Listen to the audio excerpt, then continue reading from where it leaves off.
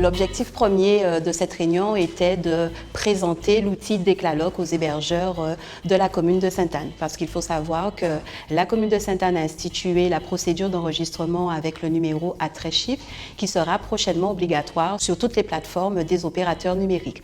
Donc aujourd'hui, on a voulu présenter l'outil, on a voulu accompagner les hébergeurs et bien sûr leur expliquer quelles allaient être les différentes procédures à suivre pour pouvoir se doter de ce numéro d'enregistrement. Avant cette plateforme, c'était un CERFA papier que les gens remplissaient pour se déclarer en mairie. Ce CERFA, il n'existe plus, il est obsolète. Et du coup, c'était une réunion déjà pour informer les hébergeurs du territoire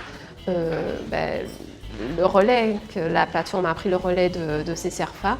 Pour qu'un hébergeur sur le territoire de la Riviera du Levant puisse exercer son activité avec sérénité, il faut d'abord qu'il puisse procéder à toutes les déclarations administratives. Aujourd'hui, nous avons simplifié ces déclarations en mettant en place l'outil Déclaloc. Bien sûr, ce n'était pas toujours évident pour nos hébergeurs puisqu'en fait, ils ont une activité qui est très dense. Aujourd'hui, peu importe l'endroit où vous vous situez dans le monde, si vous avez un hébergement sur le territoire de la Riviera du Levant, vous pouvez procéder à votre déclaration à n'importe quelle heure de la journée et recevoir instinctivement votre récépissé et votre numéro d'enregistrement. Une fois que tous les hébergeurs seront informés et que la majeure partie des hébergeurs du territoire seront inscrits, les plateformes recevront l'information en fait.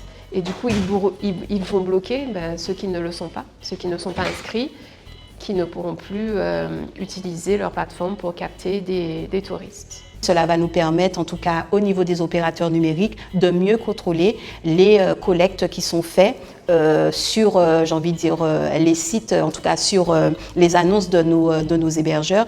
Et ça va nous permettre véritablement d'avoir, j'ai envie de dire, des données sur notre territoire en termes de collecte de taxes de séjour. Les hébergeurs pensent qu'en se déclarant, c'est relié aux impôts, qu'on va leur demander des taxes. Il y a encore tout un travail de longue haleine qui se fait au niveau des hébergeurs pour qu'ils comprennent déjà que la taxe de séjour, même si elle s'appelle taxe, c'est une taxe qui est prélevée aux touristes, aux hébergeurs de leur hébergement. Et cette taxe, elle est simplement reversée, elle ne sort pas de leur poche. Il y a encore beaucoup de gens qui ont du mal à comprendre cela et qui sont réfractaires effectivement à se déclarer.